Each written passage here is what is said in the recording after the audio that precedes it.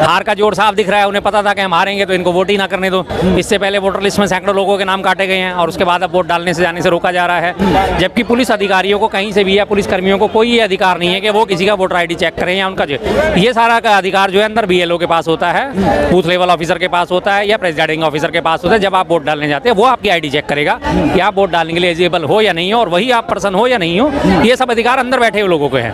बाहर पुलिस का काम सिर्फ शासन व्यवस्था को संभालना है कि कोई दंगा ना हो जाए, फसाद ना हो जाए, अदरवाइज उसका ना वो एंट्री करने से रोक सकते ना किसी और किस्म से रोक सकते। पर प्रेशर बना रहे थे, ये कहा जा रहा है बार बार कि उसके ऊपर प्रेशर बना रहे थे कि बीजेपी को वोट नहीं देना, और वो कह रही थी मैं बीजेपी को वोट दूंगी, तो इसलिए गला घोट के उसकी हत्या कर दी, जबकि उसके वास्तविक कारण कुछ और निकले हैं। वो अब ये मीडिया में सर्कुलेट नहीं करे जा रहे। अभी शाम तक आपको सारी डिटेल्स, कल सुबह तक ये सारी चीजें डिटेल मिल जाएंगी। जानबूझ के रोका जा रहा है। उसके वास्तविक कारण क्या, उनका आपसी मतभेद था, आपसी उनके दंगा फसाद था, जिसकी वजह से वो हत्या हुई, लेकिन उसे जोड़ा इस वास्ते जा रहा है, चुनाव से जोड़ा जा रहा है। अब जब तक शाम तक 6:30 बजे तक चुनाव चल रहा था, 6 बजे तक मतदान चल रहा था, तब तक इस खबर को दबाए रखा गया है। अब 7 बजे चुनाव निपटने के बाद, वोटिंग खत्म होने के बाद फिर इस मामले को लेकर जाया जाएगा। कल या परसों में पुलिस का बयान आ जाएगा कि नहीं, ये चुनाव से जुड़ी हुई हरकत नहीं थी, क्योंकि वोट तो डल चुके होंगे, लेकिन सुबह सुबह वोट प्रभावित करने के लिए तो पूरे सर्कुलेशन में डाल दिया गया ना, इसे नैरेटिव फैला दिया गया कि बीजेपी को वोट नहीं दोगे तो सफाई गुंडे जो है तुम्हारा वो गला दबा के मार देंगे तुम्हें। सारे ट्विटर पे, सोशल मीडिया पे आज सुबह से यही सर्कुलेट कर रहा है, लेकिन लोगों के दिमाग में थोड़ी बहुत तो कहीं ना कहीं मामूली तो जाती है ना, कि यार ये तो बदमाशी हो गई। लेकिन अब शाम तक जब उसकी चीजें निकल के आएंगे, आप रात 9 बजे तक ज्यादा वेट करिए, या कल सुबह तक पुलिस का आधिकारिक बयान आ जाएगा, उसमें आपको पता चल जाएगा। जो हकीकत है वो लोगों से छुपाई जा रही है। लेकिन उनके लिए कुर्सी जरूरी है, उनके लिए वोट जरूरी है, उनके लिए 12 बच्चों की जो जान गई वो जरूरी नहीं है, जो 40 बच्चे घायल हुए वो उनके लिए जरूरी नहीं है। उन्होंने कहीं नहीं, सिर्फ मुआवजे की घोषणा कर दी, ठीक है जी 5-5 लाख रुपए मुआवजा दिया जाएगा, 2-2 लाख रुपए केंद्र की तरफ से मुआवजा दे दिया गया, और उन्होंने अपनी तीसरी समझ ली।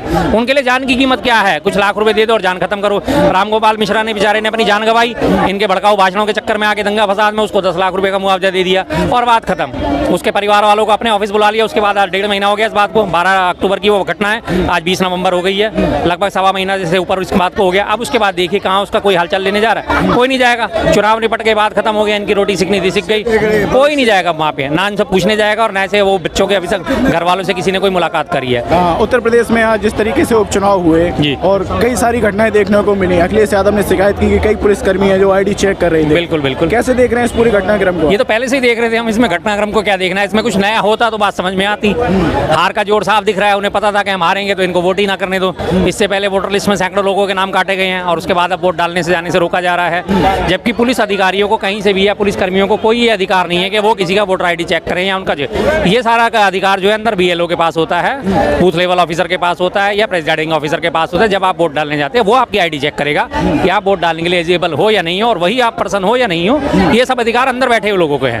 बाहर पुलिस का काम सिर्फ शासन व्यवस्था को संभालना है कि कोई दंगा ना हो जाए, फसाद ना हो जाए, अदरवाइज उसका ना वो एंट्री करने से रोक सकते ना किसी और किस्म से रोक सकते, और ना कहीं ये किसी किस्म से अलाउड है कि वो आपकी आईडी चेक करेंगे घुसने से पहले, मतदान केंद्र में घुसने से पहले। तो इसका कहा जा रहा है एक खास किस्म के, मतलब एक खास समुदाय के लोगों को, खास समुदाय आप कहोगे, मैं तो साफ कहूँगा मुसलमानों को रोका जा रहा है। आप पत्रकार हो, आपके साथ ये दिक्कतें होती हैं कि भाई आप पूरी बात इस्तेमाल नहीं कर सकते, आप शब्द इस्तेमाल नहीं कर सकते।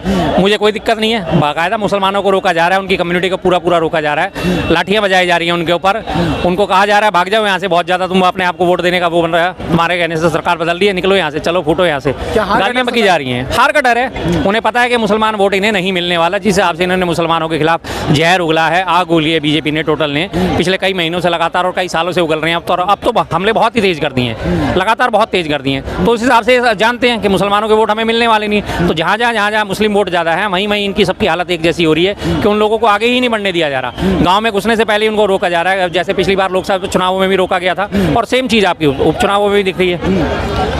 कई सारे पुलिस वालों को सस्पेंड भी किया गया है, 7 को करा गया है, ये अच्छा कदम है। अगर 7 लोगों को सस्पेंड करा गया, पुलिस अधिकारियों का काम जो है प्रशासन का प्रेशर में नहीं आने का, सीधी सी बात है, अपनी ड्यूटी ढंग से निभाना चाहिए। लेकिन अगर वो ड्यूटी अपने ढंग से नहीं निभा रहे, अब रही बात सस्पेंशन की, लगे हुए तो 700 से ऊपर हैं, 7000 पुलिस वाले लगे हुए इस काम को करने में, लेकिन अभी सस्पेंड सिर्फ 7 हुए हैं। तो चलिए मान लेते हैं, हम इसे एक छोटी सी नजीर कह सकते हैं, लेकिन अब तो चुनाव निपट गया, तो लेकिन ऐसी हरकत ही क्यों पैदा हुई, ऐसी नौबत ही क्यों है? क्या उन पुलिस अधिकारियों की इतनी हिम्मत है कि वो बिना ऊपर के आदेश के कि वो इस तरह की हरकत कर कर सकते थे? नहीं कर सकते थे। हमारी दिल्ली में भी चुनाव होता है, यहाँ अगर उनके पास पता है कि पुलिस वालों को किसी किस्म का कोई राइट नहीं है, पुलिस वाले गेट से घुसने से पहले बिल्कुल नहीं रोक सकते। अंदर जाके BLO जो है हमारा, वो हमारी पर्ची चेक करेगा, वो हमें स्लिप देगा अंदर वोट डालने जाने की। पुलिस वालों का सिर्फ ये है कि बाहर भीड़ भाड़ ना हो, कोई दंगा फसाद ना हो। लेकिन यूपी में पुलिस वाले जो है वो अपनी ड्यूटी पूरी तरह ढंग से नहीं निभा रहे। जब 7 पुलिस वालों को सस्पेंड करा है, सस्पेंशन कितने दिन रहेगा? 2 महीने, 3 महीने, 6 महीने। लेकिन लोकतंत्र पे तो कुठाराघात हो गया ना। अगर उन 7 को सस्पेंड करने के एवज में और हमारे 700 वोट नहीं डल पाए तो कितना बड़ा नुकसान है, बहुत बड़ा नुकसान है ना ये तो। बीजेपी आरोप लगा रही है समाजवादी पार्टी पर, करेल में एक महिला की लाश मिली है, जी। महिला की, कह रहे हैं कि समाजवादी पार्टी बार-बार के जो नेता है उस पर प्रेशर बना रहे थे। हाँ, उसके ऊपर प्रेशर बना रहे थे। ये कहा जा रहा है बार बार कि उसके ऊपर प्रेशर बना रहे थे कि बीजेपी को वोट नहीं देना, और वो कह रही थी मैं बीजेपी को वोट दूंगी, तो इसलिए गला घोट के उसकी हत्या कर दी। जबकि उसके वास्तविक कारण कुछ और निकले हैं, वो अभी मीडिया में सर्कुलेट नहीं करे जा रहे। अभी शाम तक आपको सारी डिटेल्स, कल सुबह तक ये सारी चीज़ें डिटेल मिल जाएंगी। जानबूझ के रोका जा रहा है। उसके वास्तविक कारण क्या है? उनका आपसी मतभेद था, आपसी उनके दंगा फसाद था, जिसकी वजह से वो हत्या हुई। लेकिन उसे जोड़ा इस वास्ते जा रहा है, चुनाव से जोड़ा जा रहा है। अब जब तक शाम तक 6:30 बजे तक चुनाव चल रहा था, 6 बजे तक मतदान चल रहा था, तब तक इस खबर को दबाए रखा गया है। अब 7 बजे चुनाव निपटने के बाद, वोटिंग खत्म होने के बाद फिर इस मामले को लेके जाया जाएगा। कल या परसों में पुलिस का बयान आ जाएगा कि नहीं, ये चुनाव से जुड़ी हुई हरकत नहीं थी, क्योंकि वोट तो डल चुके होंगे। लेकिन सुबह सुबह वोट प्रभावित करने के लिए तो पूरे सर्कुलेशन में डाल दिया गया ना, इसे नैरेटिव फैला दिया गया कि बीजेपी को वोट नहीं दोगे तो सफाई गुंडे जो है तुम्हारा वो गला दबा के मार देंगे तुम्हें। सारे ट्विटर पे, सोशल मीडिया पे आज सुबह से यही सर्कुलेट कर रहा है। लेकिन लोगों के दिमाग में थोड़ी बहुत तो कहीं ना कहीं मामूली तो जाती है ना कि यार ये तो बदमाशी हो गई। लेकिन अब शाम तक जब उसकी चीज़ें निकल के आएंगे, आप रात 9 बजे तक ज़्यादा से ज़्यादा वेट करिए, या कल सुबह तक पुलिस का आधिकारिक बयान आ जाएगा, उसमें आपको पता चल जाएगा। जो हकीकत है वो लोगों से छुपाई जा रही है। योगी जी को बार बार जो है समाजवादी पार्टी ये भी आरोप लगा रही है कि झांसी में जिस तरीके से कांड हुआ, कुछ बच्चे जलकर मरे, तो योगी जी अगले दिन रैली करने पहुंच जाते हैं। बिल्कुल जी, इसी को कहते हैं संवेदनशीलता की, असंवेदनशीलता की पराकाष्ठा। अगर वो संवेदनशील होते तो कम से कम जाके उनके माँ बापों से मिलते। लेकिन उनके लिए कुर्सी जरूरी है, उनके लिए वोट जरूरी है, उनके लिए 12 बच्चों की जो जान गई वो जरूरी नहीं है, जो 40 बच्चे घायल हुए वो उनके लिए जरूरी नहीं है। उन्होंने कहीं नहीं, सिर्फ मुआवजे की घोषणा कर दी, ठीक है जी 5-5 लाख रुपए मुआवजा दिया जाएगा, 2-2 लाख रुपए केंद्र की तरफ से मुआवजा दे दिया गया, और उन्होंने अपनी तीसरी समझ ली। उनके लिए जान की कीमत क्या है? कुछ लाख रुपए दे दो और जान खत्म करो। रामगोपाल मिश्रा ने बेचारे ने अपनी जान गंवाई, इनके भड़काऊ भाषणों के चक्कर में आके दंगा फसाद में उसको 10 लाख रुपए का मुआवजा दे दिया और बात खत्म। उसके परिवार वालों को अपने ऑफिस बुला लिया। उसके बाद 1.5 महीना हो गया इस बात को, 12 अक्टूबर की वो घटना है, आज 20 नवंबर हो गई है, लगभग 1.25 महीना जैसे ऊपर इस बात को हो गया। अब उसके बाद देखिए कहाँ उसका कोई हालचाल लेने जा रहा है? कोई नहीं जाएगा। चुनाव निपट के बाद खत्म हो गया, इनकी रोटी सिकनी थी सिक गई, कोई नहीं जाएगा वहाँ पे, ना इनसे पूछने जाएगा और ना से वो बच्चों के अभी तक घर वालों से किसी ने कोई मुलाकात करी है। मुआवजा दे दिया, इनकी तीसरी हो गई। ब्रजेश पाठक जब वहाँ पर गए थे तो चूना तक डाला गया था। हाँ जी, हाँ जी, वो उनके लिए वेलकम करा गया था। मतलब ये सोचना चाहिए, चूना पोत रहे हैं, लीपा पोती कर रहे हैं, क्या मतलब है? अरे भाई ठीक है, तुम किसी की मुर्दमी में जा रहे हो तो क्या पहले तुम अपने लिए रेड कारपेट भिजवाओगे? हमारे घर में अगर कोई डेथ होती है तो हमारे घर में 13वीं होती है तो क्या हम आने वाले लोगों के रेड कारपेट बिछवाते हैं, फूल बिछाते हैं, स्वागत करते हैं? किस तरह की असंवेदनशीलता है यार? जैसा है वैसा रहने दो ना। आप किसी के घर में जिस हालात में जाओगे वो अच्छी बात है, या आप अपना पहले वेलकम करवाओगे?